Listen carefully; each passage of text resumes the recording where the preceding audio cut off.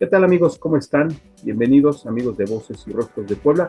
Hoy nos complace pues mencionar que tenemos una invitada especial, alguien que compartió pues prácticamente toda su vida con uno de los grandes intérpretes, íconos de la música tropical mexicana, como lo fue, lo es y lo seguirá siendo Rigo Tobar, que todos hemos escuchado su música, la hemos bailado, sigue actual esa música, la seguimos escuchando plataformas digitales, hoy en día, redes sociales, vemos videos pues obviamente de ese antaño, y qué mejor que estar platicando en esta ocasión con su viuda, Isabel Martínez de Tobar, quien compartió, ¿quién mejor que nos pueda platicar acerca de este gran ídolo mexicano?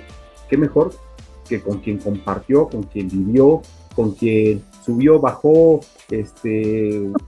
lloró, tuvo felicidades, lo acompañó a conciertos, en fin, podemos pasarnos el tiempo presentando. Qué gusto, Isabel, que aceptes esta entrevista y que nos traigas de primera mano, fidedignamente, de toda esta vivencia de este gran ídolo mexicano. Muchísimas gracias. Al contrario, muchas gracias por la invitación. Por segunda vez, como decía Rigo, qué gusto de volverte a ver. Y aquí estamos, dispuestos a platicar anécdotas, a platicar pues esos años que yo viví de esa carrera tan grande, tan especial, tan llena de tantas cosas, de tanta música, de tantas actuaciones, de tantos fans, bueno, ¿qué puedo yo decir? De tanto cansancio, de tanto trabajo, muchas cosas que se vivieron en esa época. Y también podemos decir, porque también es un ser humano, y podemos decir que también hubo lágrimas, hubo, pues, si no desencuentros, hubo, pues también esta tristeza o esta melancolía, desafortunadamente de muy joven, ¿no? Tuvo y a la postre, pues también deterioró su salud, que de eso tampoco impidió que se entregara a su público, ¿no? Que él compartiera y siguiera compartiendo todo esto, todas estas vivencias. Así es, porque era enfermedad visual de la retina. Sí, fíjate que cuando yo conozco a Rigo, en el año 76, él ya tenía muy poca visibilidad, o sea, muy poca visión. Él ya solo veía de frente, él ya no tenía toda la vista periférica, ya solo veía al frente. Y bueno, el tiempo, él estuvo así hasta el año 85. En el año 85, que es cuando vive la tragedia de la muerte de su hermano en el temblor del 85, se cayó. Mi cuñado vivía en la calle Tehuantepec de la colonia Roma, frente al centro médico. Y esa zona, pues cayó, toda se devastó, incluso el hospital. Y cuando le dan la noticia a él de que se había caído el edificio de su hermano, en ese momento es cuando él deja de ver. Sí, la Ah, impresión. sí, sí, sí, exacto. Y aunque estuvo pues muy activo yendo, pues se fue de inmediato al lugar y incluso pidió permiso para ver si le dejaban meter algunas excavadoras, pero no fue posible y era lógico porque no nada más estaba su hermano, había tanta gente ahí entre los escombros y pues mucha gente fue a cooperar. Fíjate que en ese episodio, yo recuerdo que le hicieron mucha promoción a Plácido Domingo en Tlatelolco, porque andaba ahí ayudando y todo. Rigo también lo hizo en la colonia Roma y nunca nadie se paró a mencionar que también Rigo estaba ayudando en eso. Pero bueno, estábamos hablando de la enfermedad visual. Y entonces, ese fue el motivo por el cual él dejó de ver. Después de eso vino una etapa de depresión de un año más o menos, en el que no tuvo presentaciones, no tuvo grabaciones, nada, y, pero al año se repuso. se repuso y regresó con más fuerza. dirían con más brillos. Ya que tocamos este punto de estas vivencias, me Sí. gustaría y nos gustaría que platicaras, Isabel, acerca de cómo fue ese encuentro, cómo fue ese primer pues, contacto con Rigo Tobar. Si bien ya él era cantante, ya tenía presentaciones, pero todavía no tenía el éxito que pocos años después llegaría a hacerlo, pues, la gran figura que lo catapulta a que pues, todo México, Estados Unidos o el sur de Estados Unidos, Sudamérica y hasta Europa llegara y se escuchara su música. ¿Cómo se da Sudamérica. el contacto? Bueno, yo lo conocí en un baile donde fue la casualidad, fue el destino, creo yo, que me llevó hasta ahí. Eh, yo vivía en Tampico. De hecho, yo nací en Monterrey. Y Sí, cuando yo era muy pequeñita, tenía, no sé, 3, 4 años, mi familia se cambia a vivir a Tampico. Y ahí, ahí fue donde viví y lo conocí cuando yo tenía 13 años. Em, mi hermano mayor estaba casado con una chica de Matamoros. Entonces, pues ella sí yo no conocía a Rigo, yo no sabía, yo no había escuchado la música de Rigo, yo no sabía quién era Rigo Tobar. Entonces, esa ocasión mi cuñada con sus hermanos van a ese baile y mi hermano que tocaba también, era bajista, de hecho fue bajista de Rigo bastantes años, eh, tenía él tocada, entonces me le dijo a mi cuñada que yo la acompañara a ese baile. Y ahí es donde yo conozco a Rigo. En el estacionamiento de ese lugar se llamaba el Jardín Corona. Era un salón de baile, perdón, eh, pero era un salón donde se hacían bodas, 15 años y así. Un salón grande, pero no era un estadio, ¿verdad? Y ahí lo conozco a Rigo. Me lo, cuando llegamos, él estaba con una familia ahí platicando y, y llegan los hermanos de mi cuñada y lo saludan y le dicen, mira, vengo con mi hermana y su cuñada. Y ahí le presento, ella es mi hermana, mucho gusto, y su cuñada. Y me da la mano y entonces me dice, mucho gusto, señorita, y se me queda viendo y no me suelta la mano ya. De ahí siguió platicando con la familia y con los hermanos de mi cuñada y con mi cuñada y con todo el mundo ahí, pero no me soltaba la mano. Ya de ahí le llaman, llega una persona y le dice que ya va a subir a tocar, que ya estaba terminando el grupo de ahí, el que abría. Entonces se va, entramos todos, cada quien a su mesa, porque en ese tiempo te digo, eran como salones de fiestas y había mesas para que tomaras lo que fueras a tomar y, ay, discúlpame, alrededor y la pista estaba en el centro y el grupo estaba arriba. Y ya después nos manda a llamar para una foto y cuando subimos, después de la foto, ahí me pide mi teléfono. Así fue. Así fue la historia de cómo nos conocimos. y obviamente encuentran pues esta química o él ve algo, ¿no? En donde, pues, me gustaría que nos platicaras, te busca, fue muy insistente, ¿cómo se empieza Fíjate que este proceso? sí, de hecho, al siguiente día yo lo vuelvo a ver, pero no lo vuelvo a ver porque nos citamos o algo. Fue casualidad. Él se hospedaba en un hotel que se llama, aún existe, el Hotel Inglaterra, en el mero centro de Tampico. Y yo estaba en la escuela a 2 calles de ahí. Entonces ese día, te digo, no sé si te lo comenté, pero el baile fue el día 14 de mayo y al siguiente día era Día del Maestro. Al siguiente día, cuando llegó a la escuela, no había clases. Entonces nos subimos una bolita de compañeros ahí este hotel tiene restaurante abajo y puedes ir a desayunar o a tomarte un refresco. En Tampico es muy normal que que cualquiera puede entrar a un hotel e irse a tomar un refresco, una limonada, un helado, lo que sea, porque hace mucho calor, en cualquier restaurante, de hoteles, en las plazas, hay refresquerías y demás.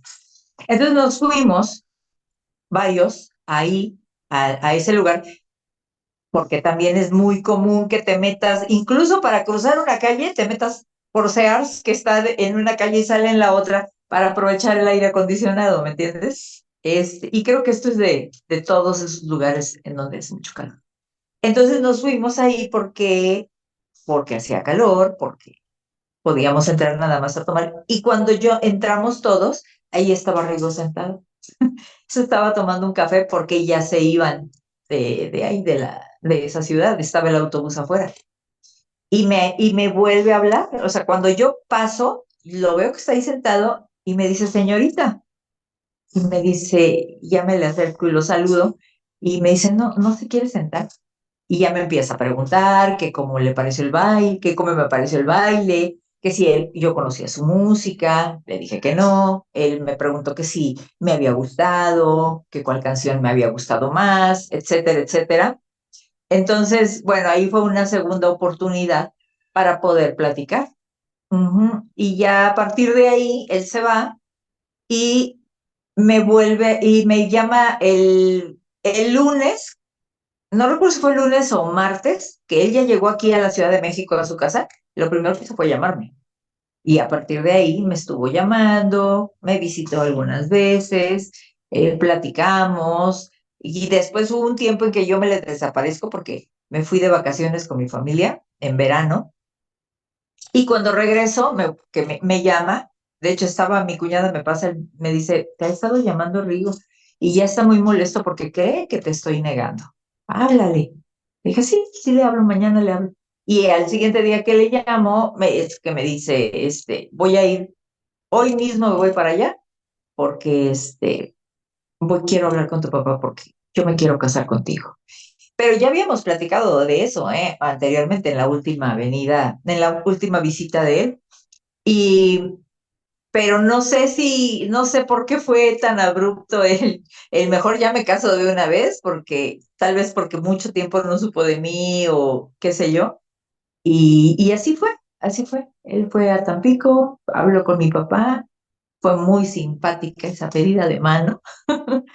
Entonces, y pues nos casamos el 2 de septiembre de 1976. Y él lo dice en la canción El músico chiflado. Escúchenla.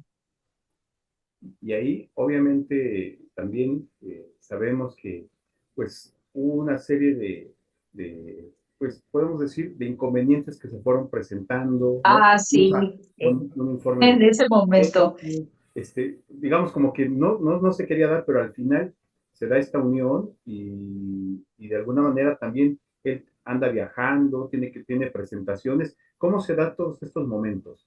Y regresa, 3 veces regresó.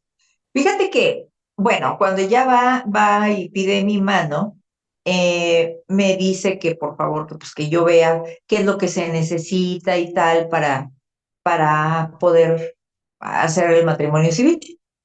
Y obviamente te piden todos tus documentos, le pidieron su acta, su cartilla, los exámenes de estos de sangre y demás. Y entonces, como él tenía que tocar esos días, él llegó, no recuerdo si fue miércoles o jueves, pero él tenía tocadas el viernes, sábado y domingo cerca de Tampico, en Poza Rica, en Ciudad Mante y en Pueblo Viejo, 3 lugares. Qué bien me acuerdo, ¿verdad? Entonces, él le llamó a su hermano para que le trajera los papeles y su hermano no quiso, no se los quiso traer. Yo no sé, la verdad, a mí Rigo eh, nunca me dijo que sus hermanos no querían que se casara o no lo sé, ni sé por qué, tal vez porque mm, pues a lo mejor le veían un futuro y preferían que mejor desarrollara su carrera antes de comprometerse con otras cosas, aunque también lo veo muy, muy ilógico, porque pues Rigo ya había tenido otras relaciones, ya tenía hijos. Entonces, pero bueno, a lo que vamos. Eh, Regresa Rigo, dijo, no me quieren mandar mis papeles, voy a ir por ellos. Entonces se viene a México y regresa al siguiente día y ya me entrega los papeles y y yo ya tenía la solicitud. Y ese día nos fuimos a hacer los estudios, los exámenes de sangre y llenamos la solicitud y él se fue a tocar. Al siguiente día yo, no es cierto, ese día te voy a contar otra anécdota. Resulta, es que pues, estuvo muy chistosa esa boda. Resulta ser que también nos pedían fotografías, pero en esos tiempos no había fotografías instantáneas. Era vea la fotografía, te la tomas y te las entregan 3 días después. Entonces, Rigo, a la credencial del sindicato de música, le arrancó la foto, pero haz de cuenta que tenía un sello y tenía esa tinta del sello en la esquina.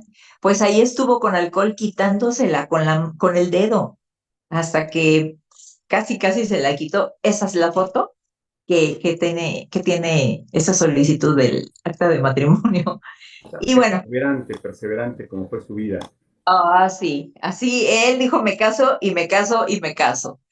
Total, bueno, él me deja ya las cosas, los papeles, él se va a tocar, fui a entregar los papeles y al siguiente día no nos pudimos casar. Regresó y no nos pudimos casar porque era 1 de septiembre, era día del informe. Entonces todo estaba cerrado, bancos, registro civil, todo. Y se vuelve a ir a tocar al otro pueblo y entonces, y vuelve a regresar. De hecho, la primera vez que regresó con su hermano José Ángel, que era el que tocaba en ese tiempo las tumbadoras. Regresó con él porque iba a ser su testigo, pero no nos casamos. Se volvieron a ir y al siguiente día él ya regresó solo. Y fue el día que nos casamos, el 2 de septiembre. Así fue. No, ahora sí que, la verdad, una historia como un cuento, ¿no? De todo lo que nos Sí. está presentando, pero al final se dio esta unión. Y ya en la convivencia, nos gustaría que le platicaras, Isabel, al auditorio, que nos diera ya en la convivencia cómo era Rigo, porque él también escribía, él sabíamos que era un músico, la verdad también hasta virtuoso, porque tocaba diferentes instrumentos. ¿Cómo Sí. se daba este proceso de escribir, de esta composición? Porque, digo, él al tener todas estas herramientas, él creaba una atmósfera, esperaba que le llegara la inspiración, tenía un espacio, o decía, vámonos aquí, a mejor vámonos a las montañas para ver tener contacto con la naturaleza. ¿Cómo se dio todo este proceso de composición dentro de esta vida que llevaron? Fíjate que a él le llegaba la inspiración. Él no era de, ay, ahorita voy a componer una canción para el árbol que está aquí. No, no, no, no. Él, en donde le llegara la inspiración, ahí era donde escribía. Y a mí me tocó 2 ocasiones, y te había platicado antes que 2 ocasiones, y fueron 3. Me tocó una ocasión eh, cuando nosotros vivimos en 2 casas solamente. En la primera, era la casa que ella había comprado, ya tenía cuando nos casamos, que estaba en el sur de la ciudad. Y ahí hubo un tiempo en el que ahí ensayaban. O sea, todo lo que era sala comedor, ahí ensayaban ellos, él con el grupo. Y ahí me tocó ver esa composición, que fue la de Amor Sincero. De hecho, en la película, ya te había comentado que en la película Una Confesión Total hay un segmento en donde está él haciendo los arreglos musicales de la canción Serenata de cumpleaños y les está diciendo a ellos cómo toquen, porque Rigo no escribía música, él no era un músico de escuela, él todo fue empírico. Entonces, él les tenía que decir cada sonido, cómo lo tenían que hacer y qué figuras y que todos los arreglos, cada instrumento y cada detalle, pues él se los iba diciendo hasta que quedaba integrada la canción. Y entonces te digo, en esa parte, esa película, esa parte están en mi casa. Ahí es donde están ensayando para hacer esas composiciones. Y bueno, entonces esa ocasión a mí me toca ver cómo escribe Amor Sincero, que era una canción para su mamá. Ujú. Y no, él tenía a él le gustaban mucho los sillones reposeros. Entonces estaba en la recámara, yo estaba ahí con mi niña que estaba muy pequeñita y él estaba sentado en una esquina en su silla, escribiendo. Y se quedaba pensando y luego escribía. Y luego como que se ponía a platicarme algo y empezaba a hacer como dibujos. A él le gustaba dibujar, ¿sabes? Él hacía dibujos y muy bonitos.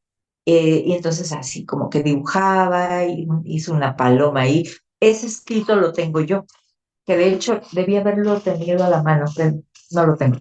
Pero bueno, ese escrito lo tengo y porque yo lo guardé, porque yo vi cómo compuso esa canción, o sea, para que la prueba de que realmente Rigo escribió esa canción. Y esa fue una, te digo, o sea, él, le llegaba la inspiración y empezaba a escribir y tal. Y la otra fue cuando llegamos a vivir a esta casa. En esta casa, aquí tengo su piano, ese piano tan, mm, que a la gente le daba mucha curiosidad y admiración, porque es un piano que tiene la cubierta de cristal, es transparente. No es de cristal, pero es transparente. Y ahí sentado en ese piano fue cuando compuso un tema que se llama Cuando llegaste tú. Esa canción la hizo cuando llegamos a vivir esta casa. Y me dijo, mira, te regalo esta canción porque esta canción la estoy escribiendo en esta casa que va a ser nuestra casa para siempre. Y pues fueron palabras proféticas porque aquí sigo. Aquí él murió en esta casa. Realmente, al escuchar, yo creo que se nos vienen todas estas imágenes porque realmente fue un virtuoso musicalmente hablando, al, al ser empírico, ¿no? Pudo fusionar todos estos ritmos porque sabemos que a él le gustaba desde muy pequeño el rock, ¿no? Con esta influencia de Estados Unidos, vivencia, los trabajos allá, pudo fusionar y ahorita que escuchamos todo esto, cómo él se involucraba, eh, daba los sonidos para que así se realizaran. Yo creo que es algo maravilloso el escuchar de viva voz cómo fue todo este proceso musical. Y ya hablando también de esto, las giras, las presentaciones, lo llegabas a acompañar ya con los niños, se iban, se involucraban, o él decía, no, ustedes se quedan y yo tengo que viajar, porque sabemos que es complicada a veces una gira y sabemos que él tenía presentaciones en Estados Unidos, no se diga ya en Houston, no se diga en Sudamérica, no se diga en México. Entonces él tenía que andar recorriendo, ¿no? Hasta la misma Europa. ¿Cómo se da todo este proceso, estas vivencias ya familiar? ¿Viajan con él? ¿Se quedan? ¿Lo esperan? ¿Cómo se da Isabel? Me gustaría que nos platicaras, por favor. No, nosotros no viajábamos con él por varias cosas. Punto número uno. Él quería que sus hijos tuvieran una educación escolar de alto nivel. Esa es una. Número dos, a él no le gustaba viajar aparte del grupo. Rigo, todos sus viajes, o por lo menos la mayoría de sus viajes, si acaso ay, fueron muy esporádicas las ocasiones en que él se fue en avión y el grupo en el autobús. Él viajaba con el grupo. Él no era de los de, que se vayan los músicos y yo voy cómodamente en avión y llego y descanso y no. Rigo siempre fue fiel ¿cómo le podemos llamar? A su vida musical en todos los aspectos. Así como en cada baile al que entraba, nunca llegó por atrás, nunca se quedó en el autobús hasta que le tocara y llegar rodeado de guaruras y que nadie lo viera y por atrás, eso jamás lo hizo nunca. Él siempre entraba por enfrente, por entre el público, por ahí, porque decía es que yo quiero que todos los que, la gente que viene a disfrutar de mi música me vean entrar y sepan que soy yo el que les va a cantar. ¿Me entiendes? Rigo, eso era como una, ¿cómo te podría decir? Como una cuestión podríamos hablar de humildad, pero es más como tener esa conexión real, tanto con su público como con sus músicos, como con la gente que lo iba a entrevistar, como con, ¿me entiendes? Era una comunión, una convivencia personal que Rigo nunca dejó de tener. Y ese es creo yo, fue el secreto para ser tan amado, tan querido por su público. Porque te voy a contar otra anécdota. Había ocasiones en que llegaban alguna persona de su público y le decía, Rigo, te hicimos una barbacoa en la casa, te invitamos cuando acabe el baile. Y terminaba el baile y Rigo iba a comer esa barbacoa a la casa de quien lo invitara. No tenía que ser el presidente, no, cualquiera de sus admiradores que se hubiera tomado la molestia de cocinarle un plato de comida, tenían la presencia de Dios. ¿No? Y ahí vemos la grandeza, ¿no? Y por qué Exacto. tiene esta trascendencia, por qué realmente estuvo en contacto con el pueblo. Y es algo que nosotros como periodistas muchas veces decimos, ¿por qué al principio si buscas el contacto con la gente, con tu público, ya cuando llegas a un estatus, ya cuando Ah, llegas, ya no, te vuelves ya no me inalcanzable, ya no, molesten, ya no. ¿no? O sea, Sí, es algo contradictorio dentro de las carreras musicales exacto. que suceda esto, pero él finalmente, él tiene esta parte y sabemos que a pesar de estar enfermo, a pesar de todo esto, él se entregó Sí, siempre al público, él hizo lo siempre. posible también por mejorar su calidad de vida, viajó a Inglaterra, si no mal recuerdo, a buscar esta operación que también lo ayudara.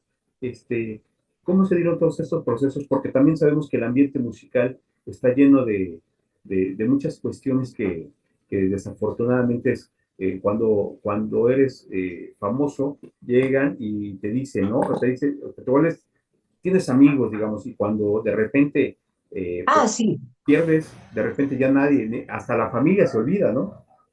exactamente. Y así pasó con Rigo, ¿eh?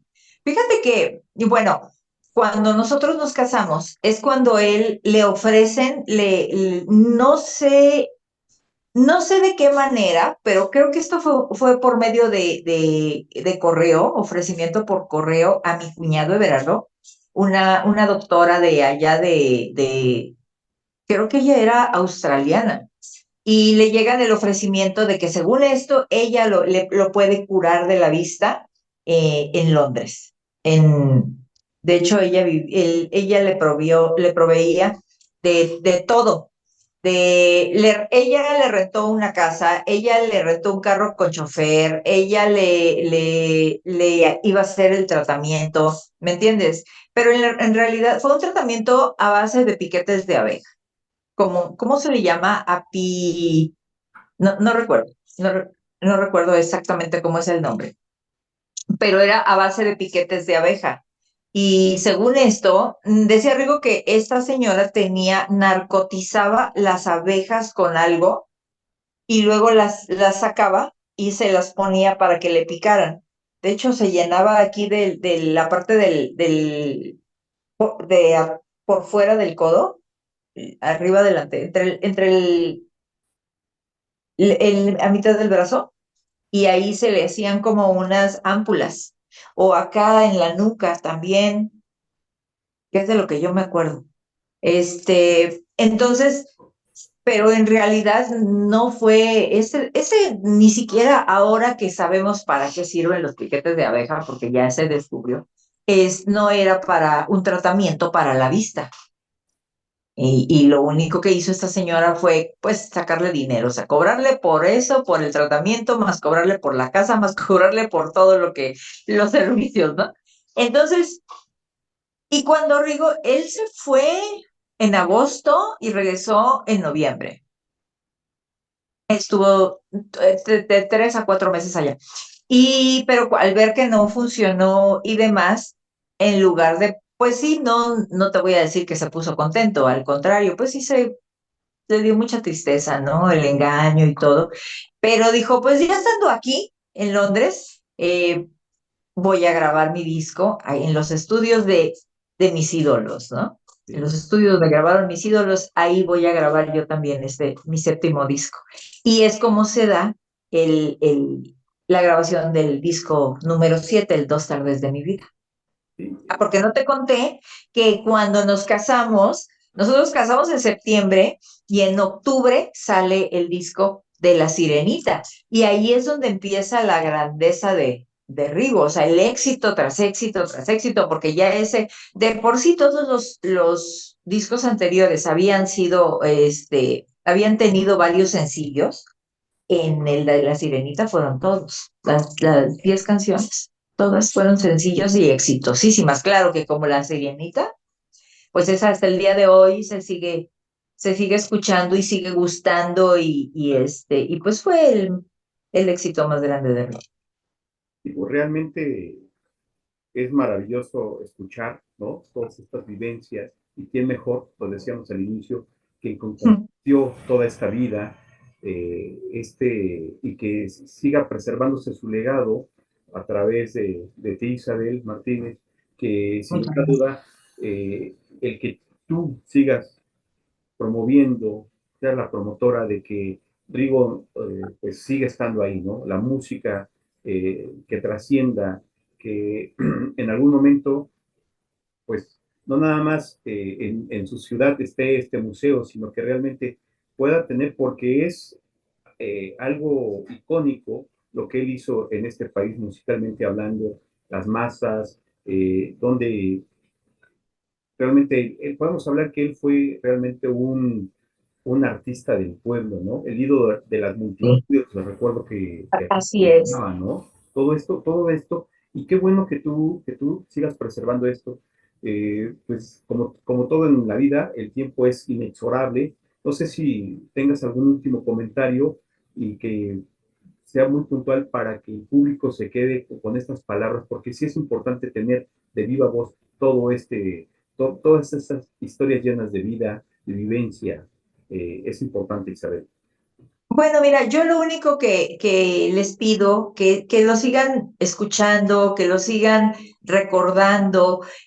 Nosotros estamos trabajando para poder hacer algunos eventos grandes y bonitos en conmemorar su memoria y quiero que no olviden nunca, nunca que hubo un artista que se entregó a ellos, un artista que todo lo que hizo musicalmente hablando y de presentaciones, aunque le fue su salud y le fue todo por ahí porque pues fue muy desgastante, pero era por el amor que les tenía, por darles esa música bonita, sencilla, de amor, de dolor, de simpática, graciosa y demás, para que ellos disfrutaran, porque como él decía, yo le canto a la gente del pueblo, le canto a la gente que trabaja, a los carpinteros, a los meseros, a esa gente, a los mecánicos, a los comerciantes, a esa gente es a la que yo le canto. Y yo deseo que toda esa gente hoy en día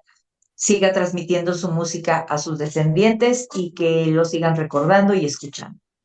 Ya por último, en este último minuto, no sé si haya planes también de poder remasterizar todos estos éxitos como La Sirenita, Mi amiga, mi esposa y mi amante, todos estos éxitos que lo encumbraron. ¿Habría posibilidades de poder tenerlos remasterizados que con una mayor calidad auditiva, todo esto? ¿Habría posibilidad de esto? Sí, fíjate que en el 2016 salió un compilado de 4 discos, 4 CDs, que se llama Rigo Forever. Esos temas, esa compilación ya está remasterizada. Y después, creo que no recuerdo si fue en el año o el siguiente año de la pandemia, ya se editaron y están en plataformas 2 álbumes, El Músico Chiflado y el otro no recuerdo cómo se llama, creo que es de nuevo en Contacto Musical. Esos 2 álbumes ya están remasterizados. Entonces estamos platicando ya con la compañía disquera para que por lo menos cada 2 años nos suban otros 2 discos, cada 2 años, dos discos, hasta que se complete la colección. Excelente. Pues qué gusto que te hayas dado el tiempo, Isabel Martínez de Tovar, de haber platicado de este gran ícono mexicano popular que realmente movió masas. Muchísimas gracias y pues estaremos al pendiente siempre de esta información porque es uno de los ídolos que no muere para el pueblo mexicano y para mucho latino que se encuentra en Estados Unidos. Muchísimas gracias. Al contrario, muchísimas gracias y estamos a las órdenes de ustedes para que cada vez que deseen podamos tener unas charlas, porque hay tanto que platicar de Rigo que bueno, nos llevaríamos muchísimo tiempo, pero con todo gusto aquí estamos para servirles. No, pues muchísimas gracias. Auditorio, ahí ustedes escucharon de primera mano, de viva voz, estas anécdotas y como bien lo comentaba Isabel Martínez, podemos pasarnos horas y tiempo y ya habrá tiempo para volver a charlar y realizar una más. Qué gusto, que tengan excelente día y disfrutando de esta buena música que nos dejó Rigo Tovar. Hasta entonces, muchísimas gracias. Recuerden que Rigo es amor.